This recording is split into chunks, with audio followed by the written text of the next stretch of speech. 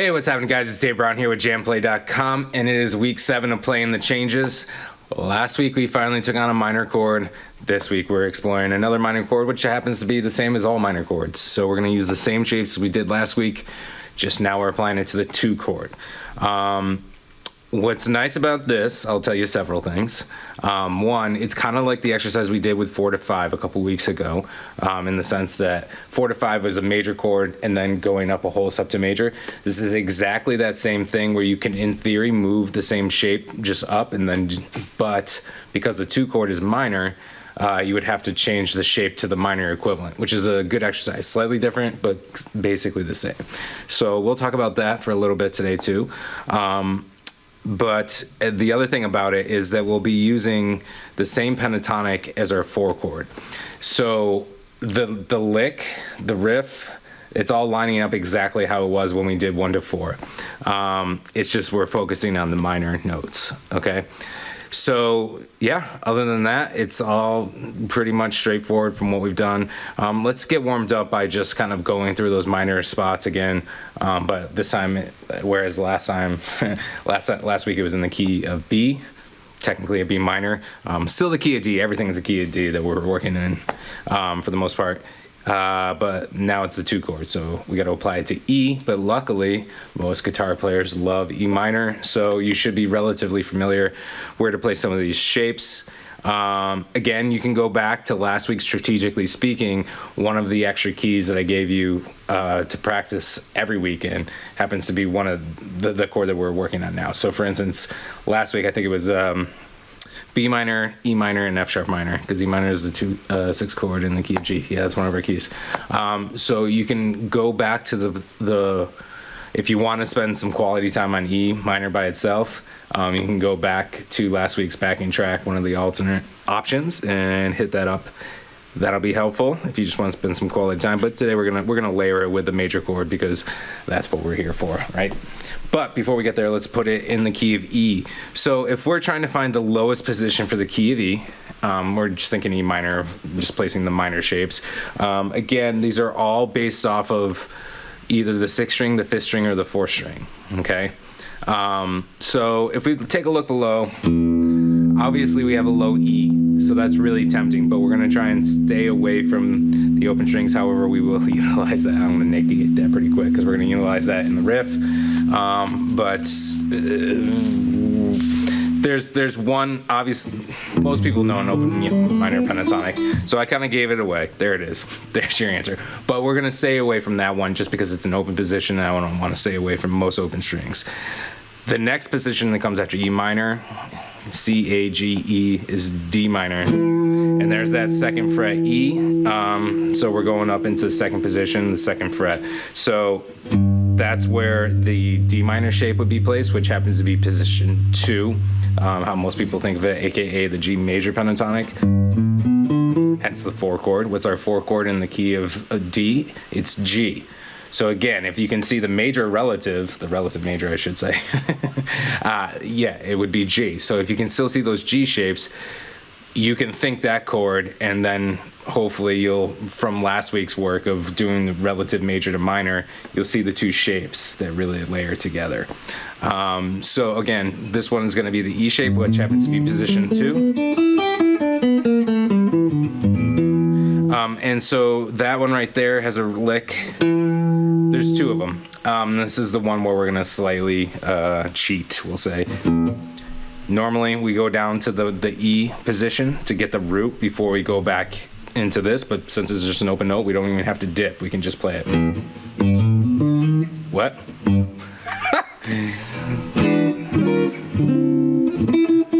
Let's try that again.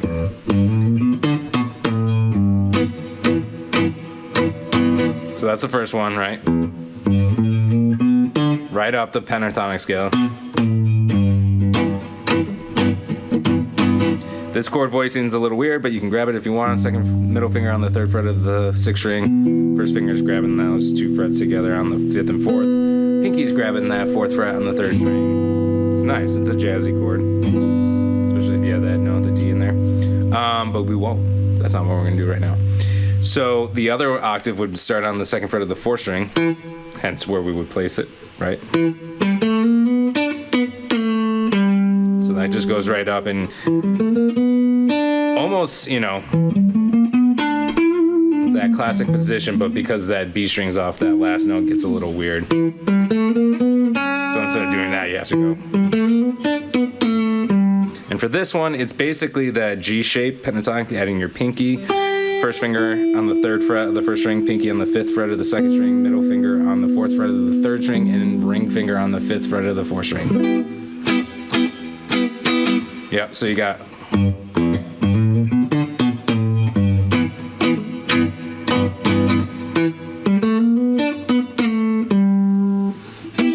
Okay, and then now that I'm thinking about it, I guess I could go through the rest. I'll fly through the rest really quick just so you can see where they're placed, but we'll go over them a little more when they line up. Okay, so after that D shape position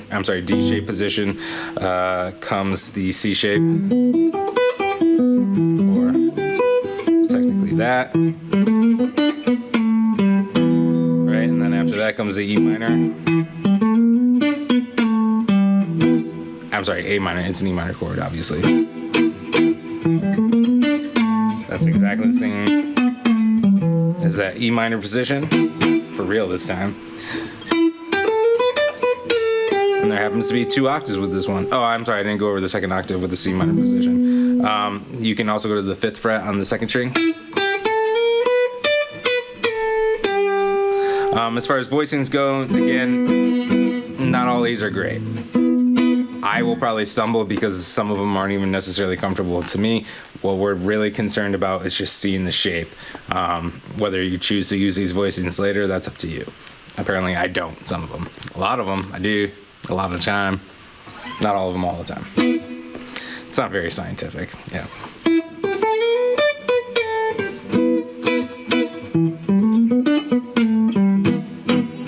So again, we're back to the A minor position.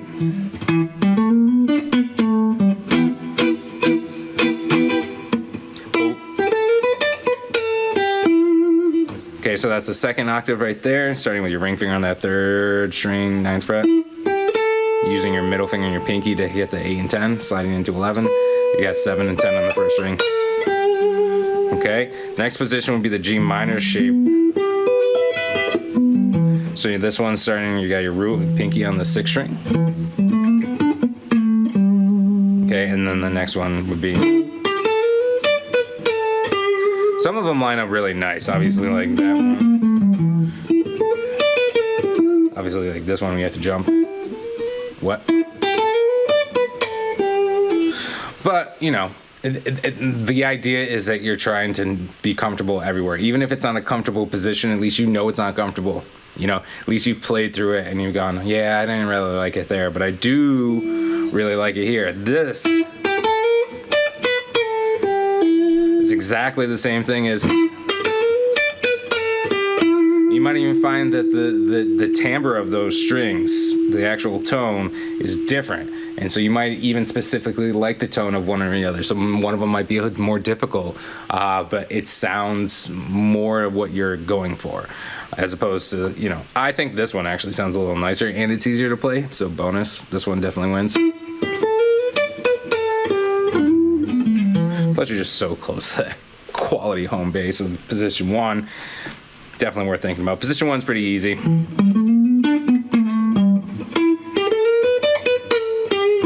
All right, we'll go over those again in a second when we line them up for each one. But hopefully, if you did your homework last week and you know, attended last week's class, that these are already fairly comfortable under your fingers. It's just a question of being able to play them in different, starting on different frets, right? So again, we're comparing this to the 1 chord, which means we are still playing the D chord in the same position we played this the whole time. So that's the gist of it. So our lowest 1 chord position, as y'all probably know by now, is that C shape.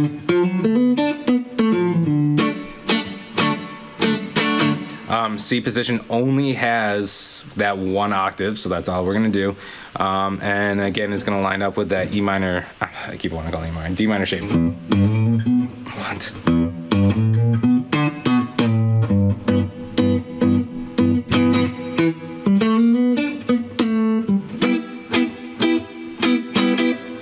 octaves.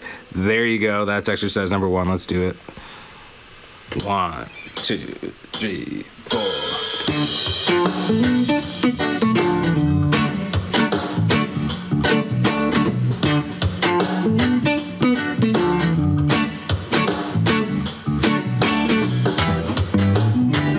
Oh wait, hold up. Sorry, I forgot if I wrote it in. I'm not actually looking at my notes right now, and I forgot what order I wrote it in, and I did write it in the other order. I'm glad I stopped. Okay, so again, the logic is that we're switching. We're not going to go high, low as far as what octaves we're going to go. So we're going to go to the higher octave first. My apologies. Let's do it right. 2, 3, 4.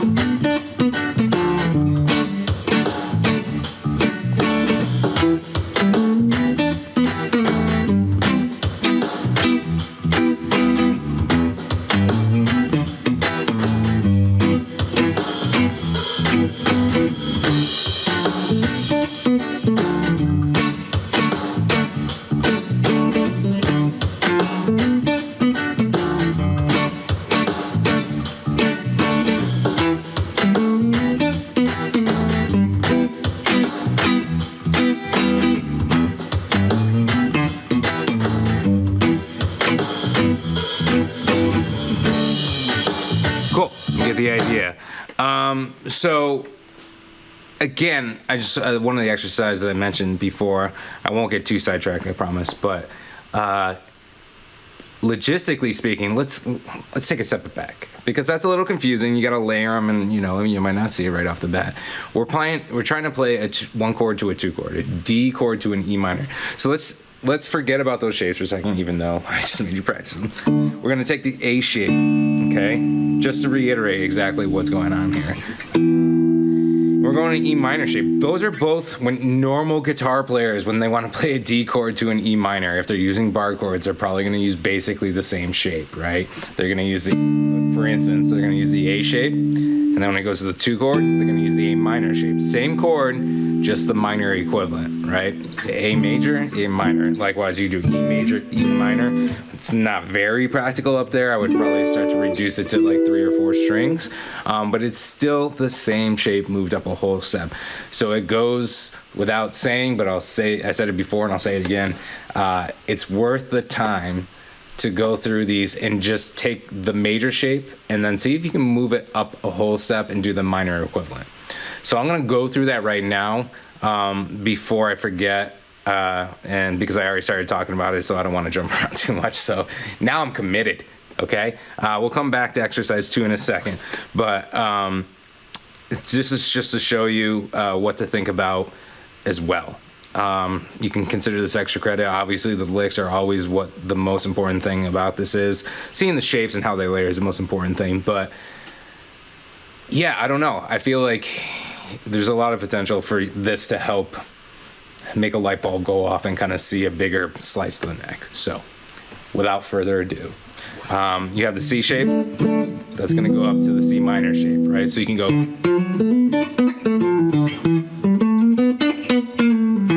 right? right? So that's nice and easy. There's no other octave equivalent there, but you still have the... And since that one has to switch out, you can almost forget about that for a split second. Okay, great. Moving on. The next one is the D shape.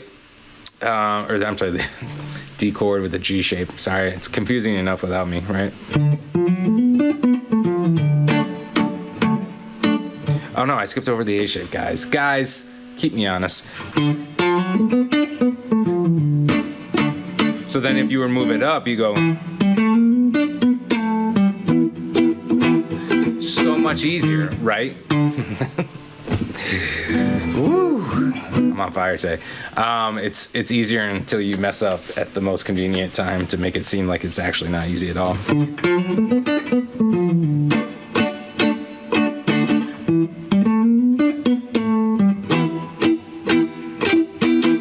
It's really intuitive is what I'm trying to say. It should be. The next one would be... what?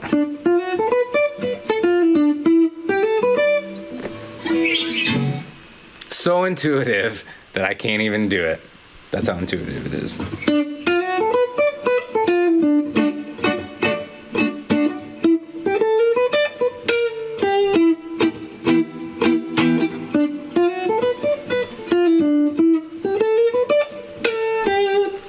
Anyway, you get the idea, right? So you're going to A shape to the A minor shape, then you can do G shape to the G minor shape. There's the next octave. And then you got so you're just thinking, you know, here's G major, here's G minor. It's great for the voicings too. It's really, you know, helpful to just kind of move up and down like that. Again, you got one more, well, you got two more. You got the E shape, so and then E minor.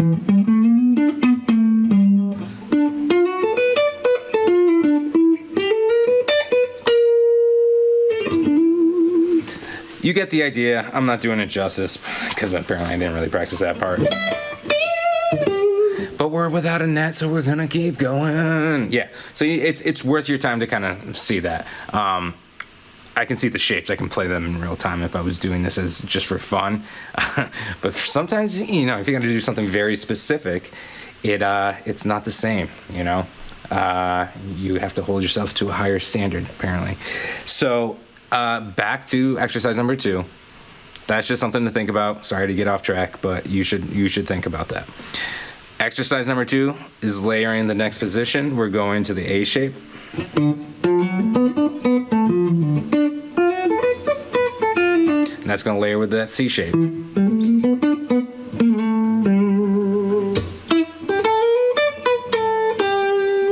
Okay. Nothing to it much other than that.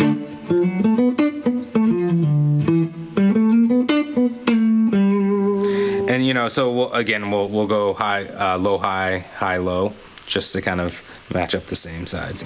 Let's give it a shot, guys. Don't hate me. Hope you're enjoying this. 1, 2, 3, 4.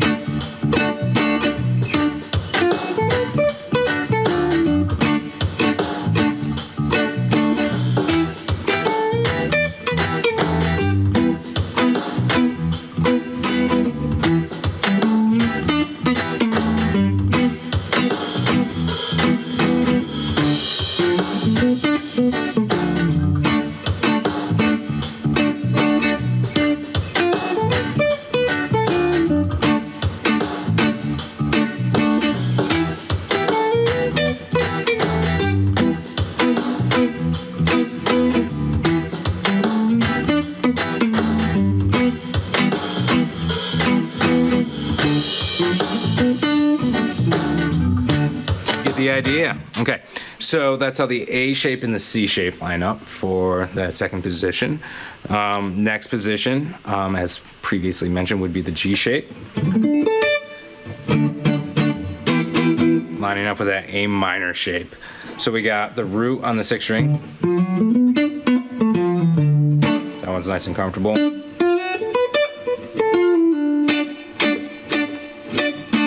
Two octaves on the A minor shape.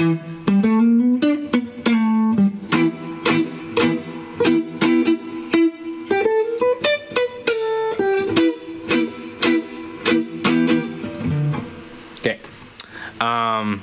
Sorry, I got a lot of little flubs today. What is going on? I got a lot on my plate. I just took on a whole entire school. So I need to create curriculum for an entire year for K through 8. No pressure. Here we go. We're lining up that G minor shape to that A minor shape. 1, 2, 3, 4.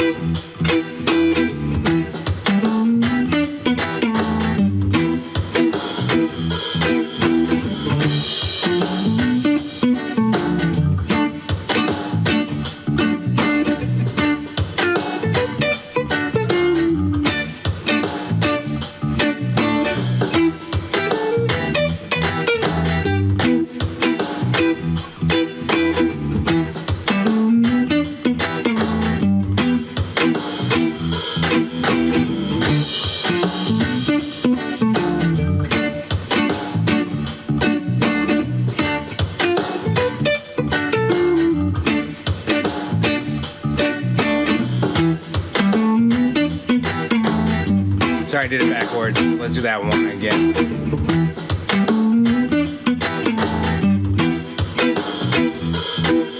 One more time.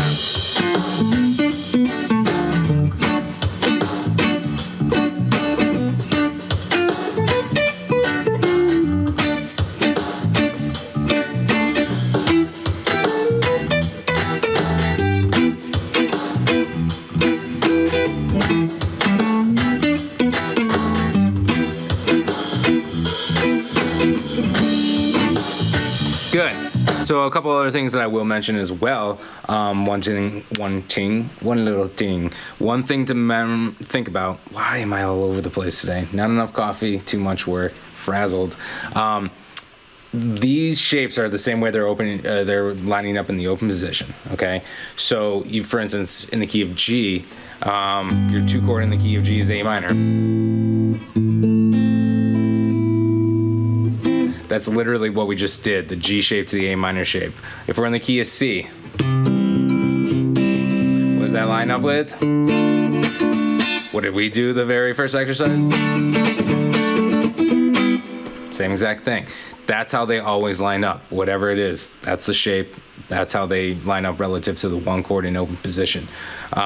So again, we just did the G shape going to the A minor shape. Like for instance, the D shape will match up with the E minor shape, which it literally does. D shape with the D chord to E minor shape with the E minor chord. Literally how it works every time. And I think there was another point I was going to make, but there's so many things to think about apparently. So that's a good point for now. Let's keep moving on, shall we?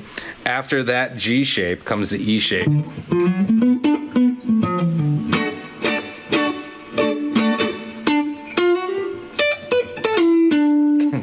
Getting the arm, guys.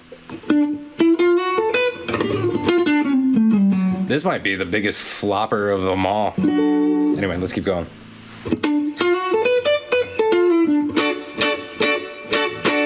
Okay, so that is going to line up with what? the G minor shape. Now, G minor shape isn't a normal shape in open position, so we don't really have anything to compare that to. If you think about the 2 chord, if you're in the key of E, what is F sharp minor? What do? You play a F sharp or an E. You play a 6-string root minor chord, which is an E minor shape. It's the same shape, just moved up, just like we talked about before. Keep it in that key. So you have 2 options. You have either the chord that it lines up with an open position, and if there is no minor equivalent in open position, it's just the same shape moving up. Okay? But the minor equivalent. That is going to line up with that G minor shape, so the next position right there would be.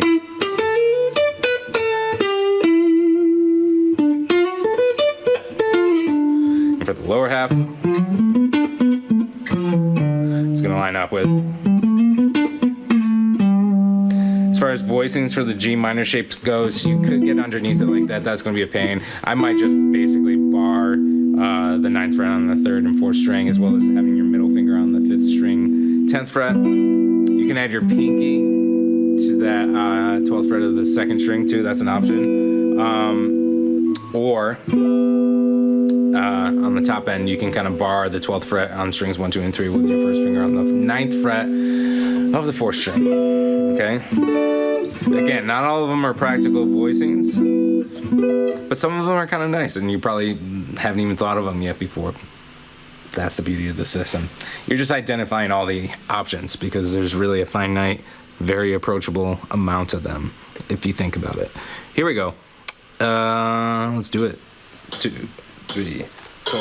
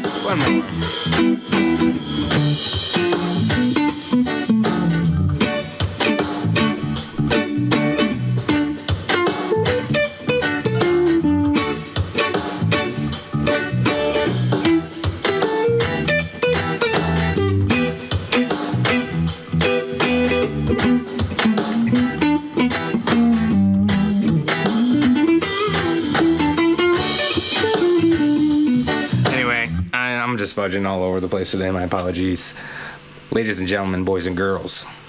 But that's how they line up. You know, as long as you're seeing the shapes, that's the end game. We got one more position before we kind of talk about extracurricular stuff.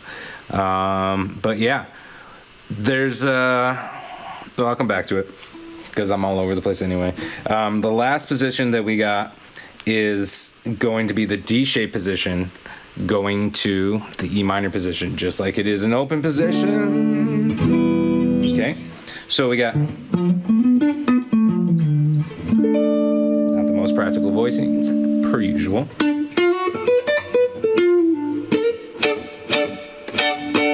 That one's gonna line up with what?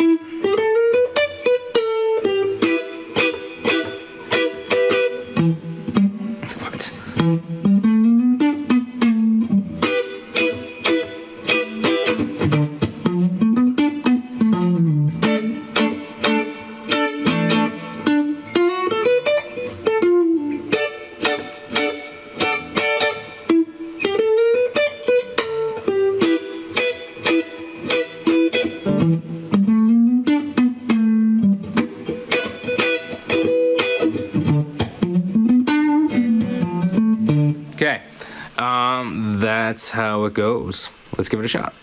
1, 2, 3, 4.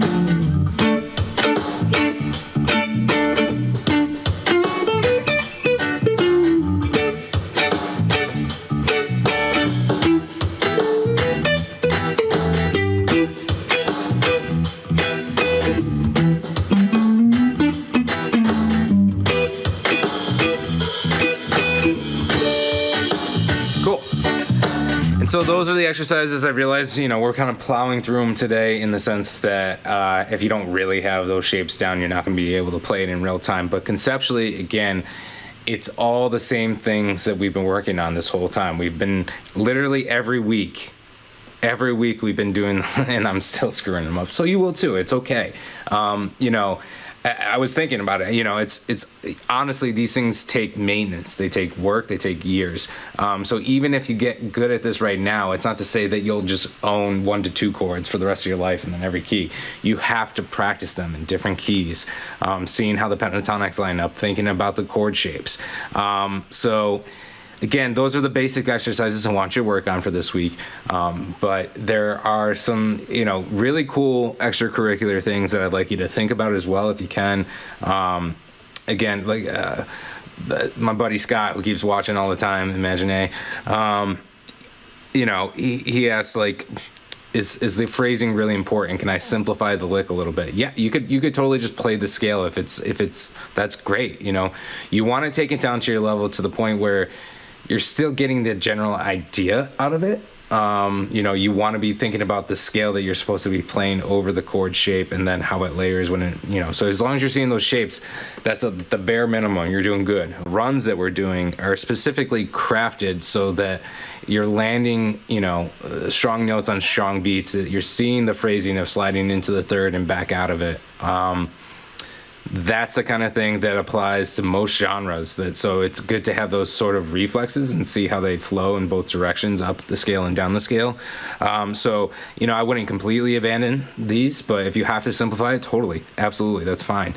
Again, there's a whole bunch of stuff you can do with it, and I feel like the more conceptual things that you can do, the more it's going to sink in. Now, obviously, you wanted to be able to accomplish a very specific thing. So, very specific thing is just seeing how these layer with the those general licks. Hopefully, you get them down. You can play them slower if you need to.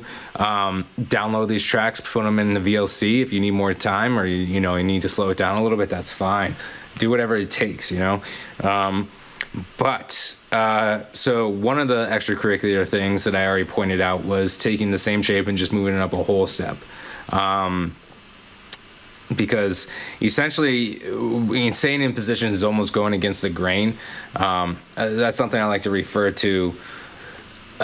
with these kind of progressions where it just moves up a whole step, it's really easy. It's really tempting to just move everything up.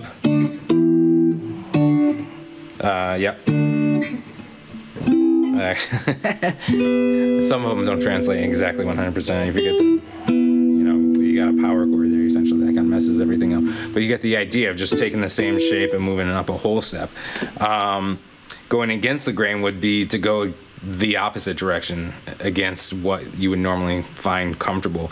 But you'll find that when the one chord comes back around again, it's still going to kind of resolve just in the other way. So for instance, you can got D chord, E minor. So the shape of the one chord to the relative to the two chord is different, but then when you go from the two chord back to the next one, then it's the same all of a sudden. So there's A minor shape going to D for the A shape. Then we're going back to E minor for the C minor shape, or D minor shape, however you want to think about it. And then you're back to the C shape, E minor. So thinking about that not only in terms of just moving the shape, as far as pentatonics go, that's a lot of fun too. Same pentatonic up, but you can also do it with the chords.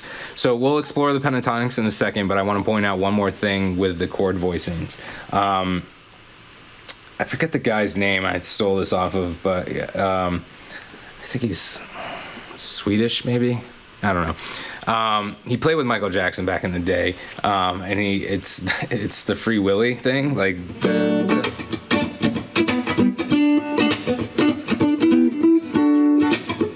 So the Free Willy tune, all it is, it's a vamping on a one chord.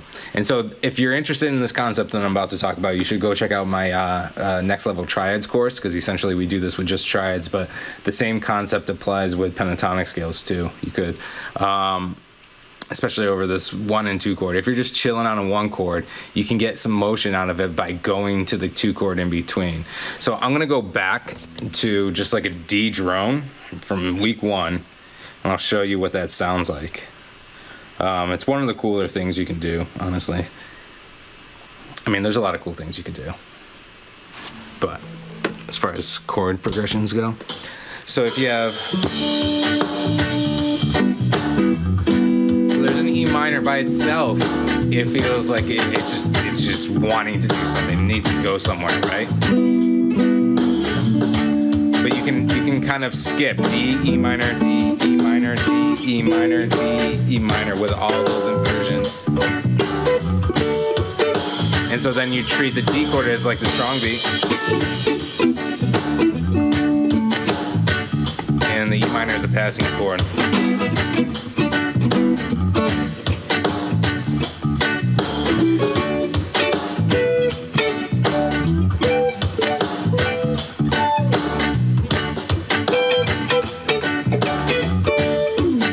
You can start to see, instead of just going all day, you can start to really create some motion with just these basic concepts. Like there's more and that's the beauty of what we're doing, is it's way more than just trying to play the changes. It's having a fundamental grasp on your neck, so that it's not just like this chord is here and that chord is, no, they're all everywhere. And if you can see one chord as an entire web of the neck, and then when the chord changes, you see how that layers with the next web, which is the exact same web, just starting and stopping on a different spot. That's what we're going for. That's the dream, because then you can have a field day, and you can give whoever you're playing with, or whatever song you're trying to compose, you can give it specifically what it wants. You don't have to just be like, well, I know we're on a D chord and this is the only D chord I know, so it's just variety. Okay, so that's another really cool thing to kind of think about and practice. Probably most of you won't even touch it, that's fine, but write it down and maybe think about it later. You can't do all the things all at once, but it's good to have a wish list going. That would be on my wish list, totally. So if we're talking about lining up these pentatonics, again, it's exactly how it was for the 1 to the 4 chord, right? So that's what we're gonna do. If we got our one position, our C major position, I should say. What's our 4 chord? It's the G.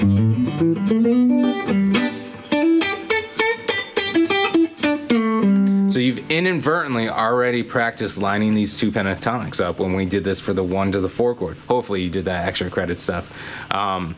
Just as important as the licks and lining up the voicings. But let's just check it out. Top 3 strings.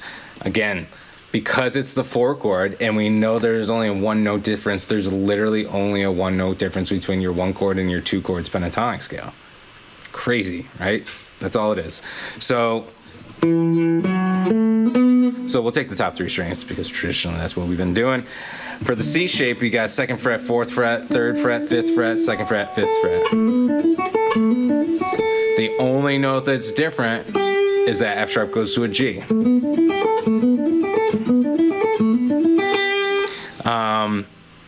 But the tonality is different. So instead of, wanting to resolve to the 1, you kind of have to resolve it to the minor 1, which is an E now instead of G. However, G is the flat 3. So it's not going to not sound good if you happen to land on it. But you'll find that you want to kind of resolve to different notes, depending. Obviously, it's just different. That's what we're trying to train our hand to do with all these licks. So is line up, resolve to the notes specific to the tonality, even though it's the same exact pentatonic position. Let's get back to that same backing track key of D. And I'm just going to mess around with it on the top 3 strings. If you're following along, feel free to just mute me, take the backing track and explore yourself. It is good to listen to like what I'm doing, not to say that anything I'm about to do is groundbreaking.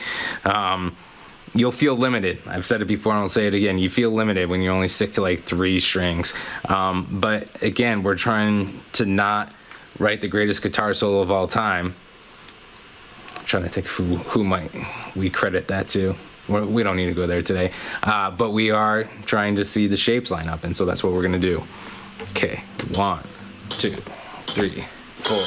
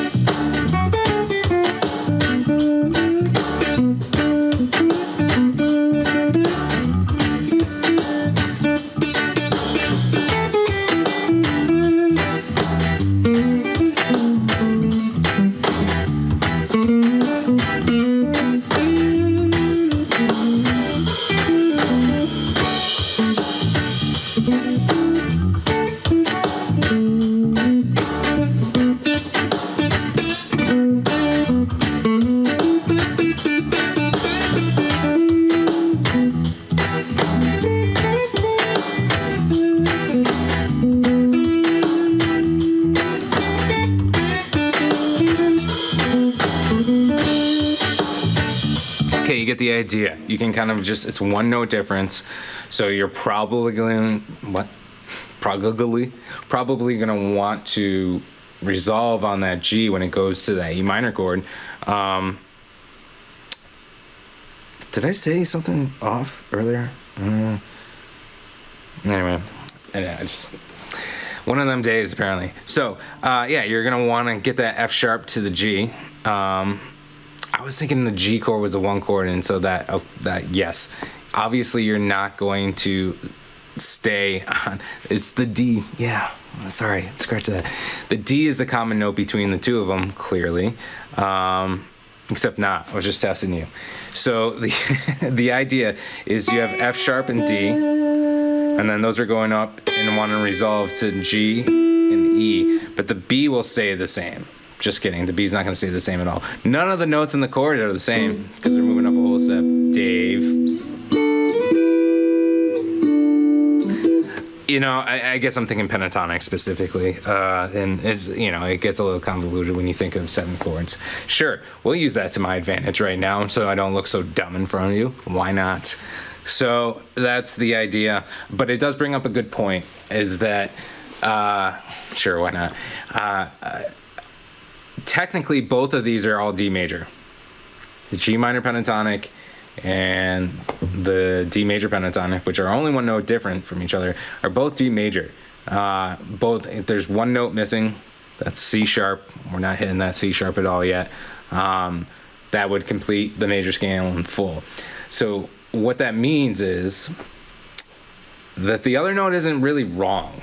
That F sharp over the E minor is not wrong, and the G over the D, it's not wrong. That note specifically will want to resolve. That's like a sus4 thing, right? But when it goes to the G minor, if you have the F sharp in there, it's a minor 9 chord, which is pretty. So a concept that you can also explore, it completely deviates from the whole purpose of this course, but it's worth pointing out that it's cool to imply a pentatonic scale over another chord. So for instance, when you're on the D chord, thinking the E minor pentatonic, or when you're on the E minor pentatonic, thinking D major pentatonic. One of the hippest, that's where like modal playing kind of comes from, implying different scales over a chord. It's generally speaking, it's a little deeper than that. But one of the coolest things that happened in jazz, obviously, was Miles Davis' Kind of Blue album. And there's a moment in So What where it's over a D minor 9 chord, right?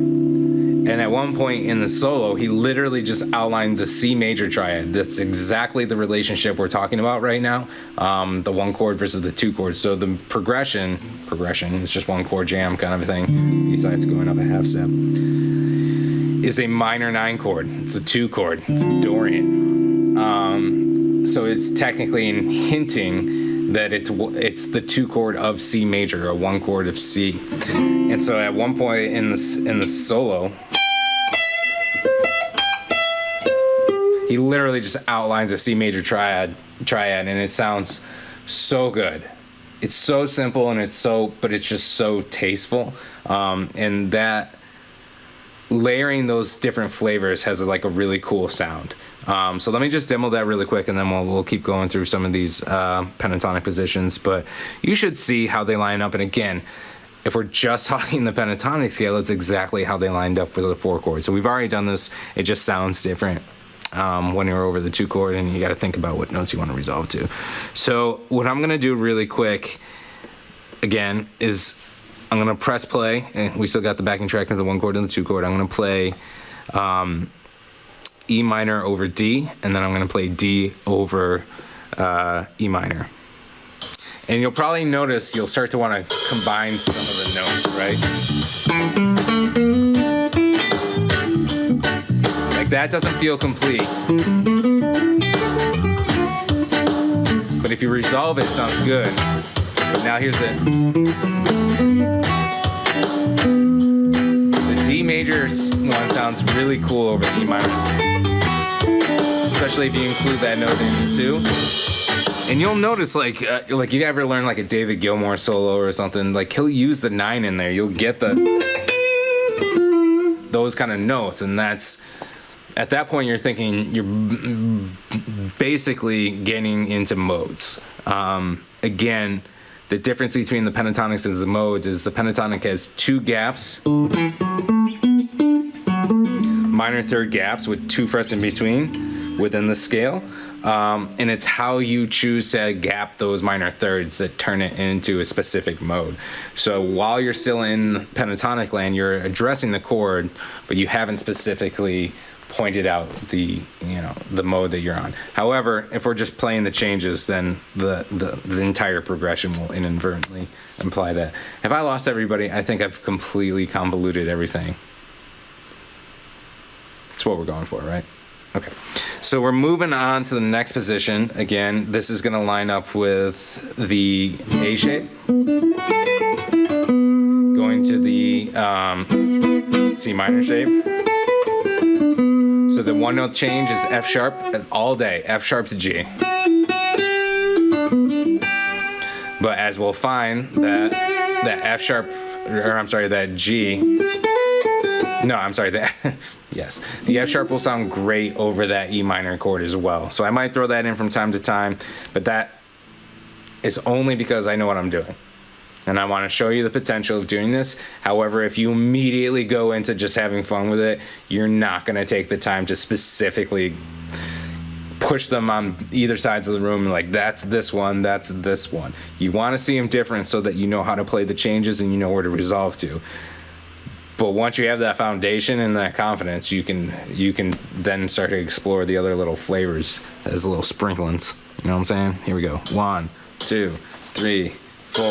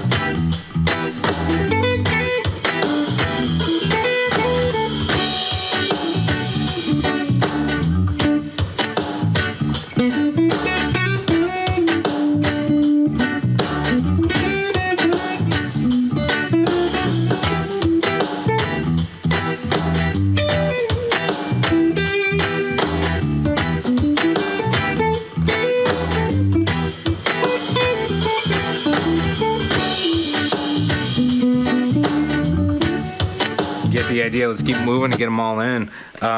It's just that one note difference, and then guess what? It's gonna be the same note in the next position. We got the G shape position, aka the classic position, position 1. We'll line up with the A minor position, which is also C major shape position, the 4 chord, as in C chord, right? Our 4 chord in the key of D is what? G. C shape, G chord.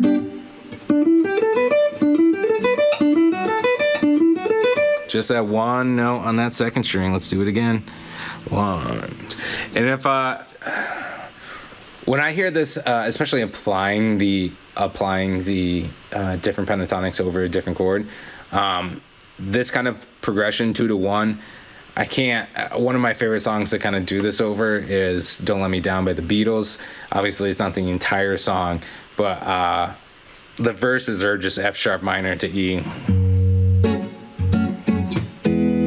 So it's, and actually if you play, again, this is where it gets really cool. You can get a lot of mileage out of the things you already know. If you know how to find a B major pentatonic and you play that B major pentatonic over an E major pentatonic, the only note difference is the E becomes a D sharp. D sharp is the major 7 of that E. So inadvertently, you're not playing the root, but you don't necessarily need to because the bass has it. So you're inadvertently implying the major 7 chord over that E. Let me do that really quick over D, just so you can kind of hear it. So I'll imply C major pentatonic.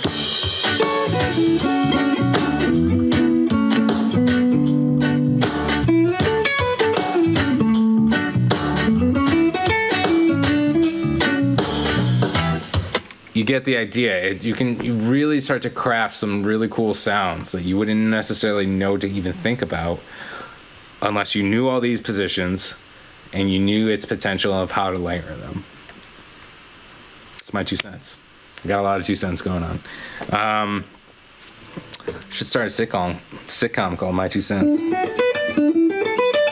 Yeah, so we got that one right there. I don't think I played that over there, so let's do that. 1. No, just kidding.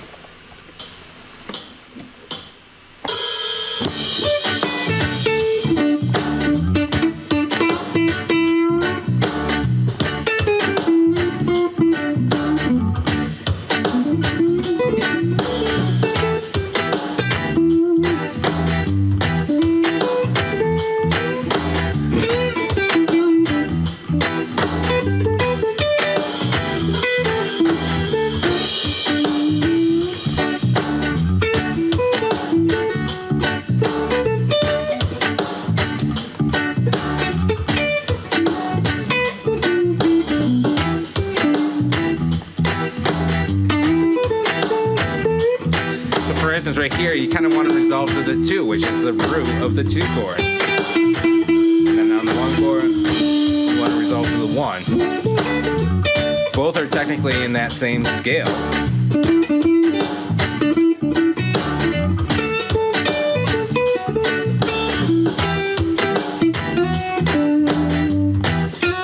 There's that 9, that major 7, the F sharp, the 3 of the 1 chord. Spot we're resolving to. That's the idea. It's a really cool sound. But again, I keep teasing you with it because it's sort of counterproductive in terms of what we're trying to accomplish in this course. But I like it so much, guys. I just like it. You know what I'm saying? The E shape.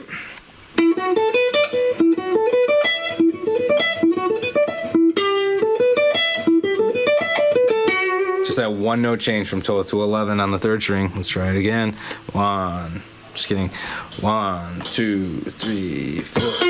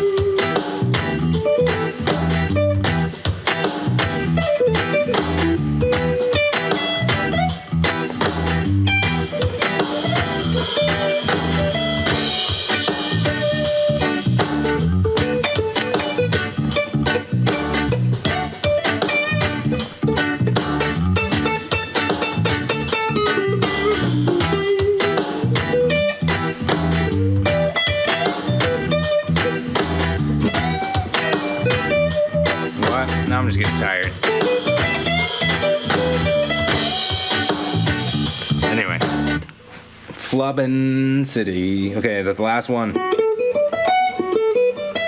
happens to have the F sharp on both the 1st and 3rd string. So the 11th fret is going to go up to the 12th fret on the 3rd string, and the 14th fret is going to go up to the 15th fret on the 1st string.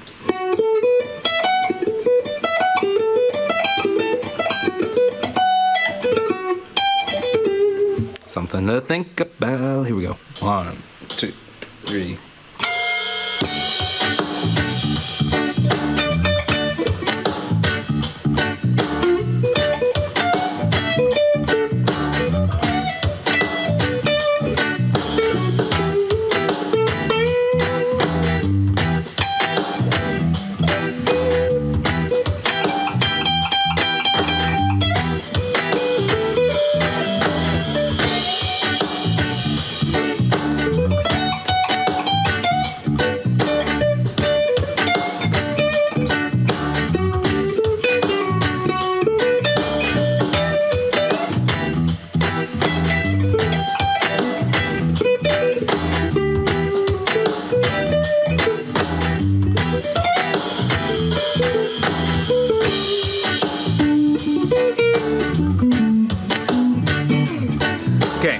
the idea. It's a one note difference. It's a really great way to not only kind of teach yourself how these line up, just focusing on the top 3 strings, but also it's good to kind of go, okay, where's my F sharps? We're going to move them to G's. Great. So let's just recap, because I was kind of all over the place today. Again, usually par for course. You got the licks. You got to line up the licks. Primary reason why we're here, right? But then there's some extra credit stuff. You can take the same shape and move it up a whole step and do the minor equivalent in order to play this progression. Totally worth it. You can line up these pentatonics. Totally worth it. You can imply the pentatonics over the other chord. Totally worth it. Sometimes it'll make you dance almost, because you'll want to resolve it, especially like the E minor pentatonic over the D major chord. That 4 just sounds like it's ready to go somewhere, which is good. If you know how to dance lightly, you can make some really cool last minute adjustments and resolve it really well, I should say. You can also imply the chords over the chords. So for instance, if you're just over 1 chord, you can imply the 2 chord over the 1 chord. You can even imply the 1 chord over the 2 chord. Let me do that really quick, and then we'll take some questions, because that's all I got to say. I think I covered everything that pretty much we wanted to talk about. But guess what, guys? We just accomplished the 2 chord. We've done the 6 chord. There's only one more chord, the 3 chord. And honestly, it doesn't really come up that much. I don't even know. I must have entered it in, but I'm trying to think of what the progression is. I made this course a little while ago. But yeah, generally speaking, we've already lined up all the pentatonics we're going to need to line up. Done, you know.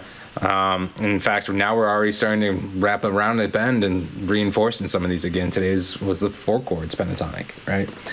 So just things to think about. Here's implying the 2 chord over the 1 chord, and then when it goes to the 2 chord, I'll imply the 1 chord over the 2 chords. So when it's on E, I'll imply a D. When it's on D, I'll imply an E. But you're still hopping back and forth between the chord.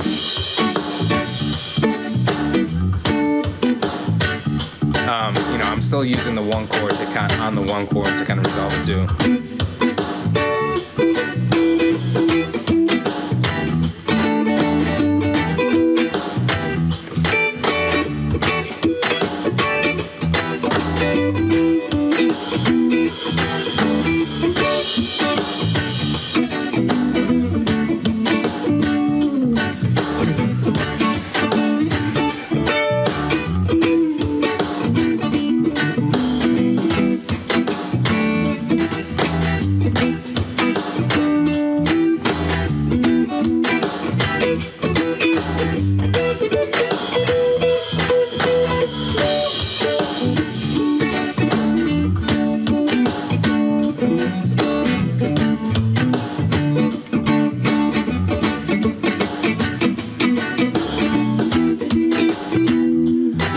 It's just, there's a lot of potential. I'm just messing around, but you can really start to craft a dialogue when you're able to do something like that.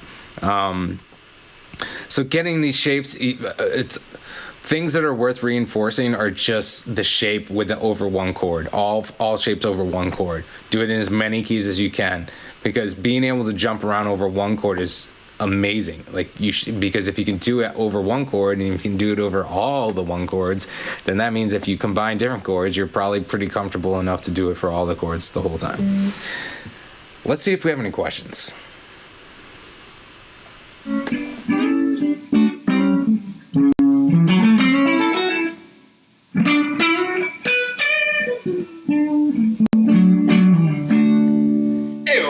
We're here for the question part of the chat. Any inquiries?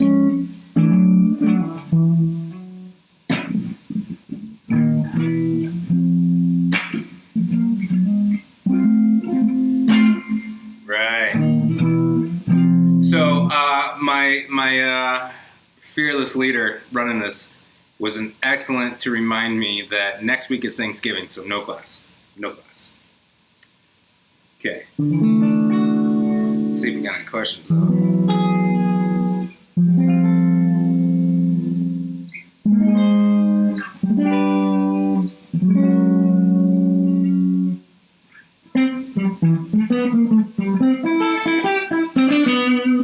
Okay, Dragon, Magons. I think that's like an Imagine Dragons kind of, I think. What are your favorite shapes here? Which ones are the most comfortable for you? So again, it's a question of what we're layering here.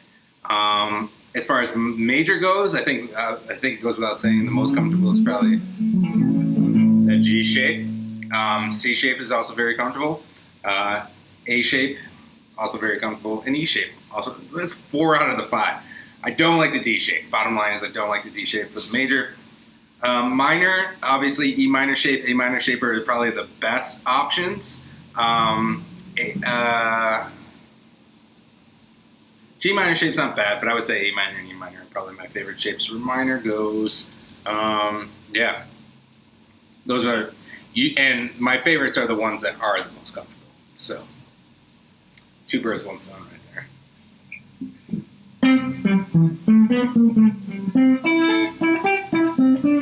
Just waiting on some. Sister Christian would like to say, this is a good intro to modal playing. Is this a good intro to modal playing? No. It can be. So again, I think I mentioned it before, but when you take these pentatonic scales, the pentatonic scales, it's the chord plus a couple extra notes, and those notes don't really define what mode it is yet. So it's creating the skeleton for the mode that you would then kind of... So yeah, I mean, everything is kind of building towards it. For instance, if you're taking this classic shape, we'll do it for the key of D. Right?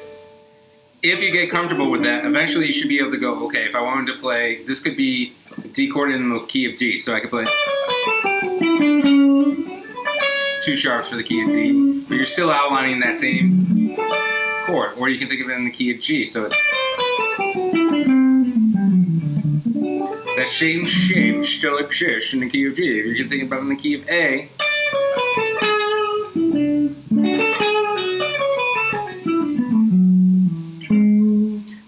then you're still outlining that G shape technically. It's just a question of how you're filling the gaps in between those larger, for instance, on the top 2 strings of that position, you have the minor thirds right there. So it's a question, do you go lower, higher?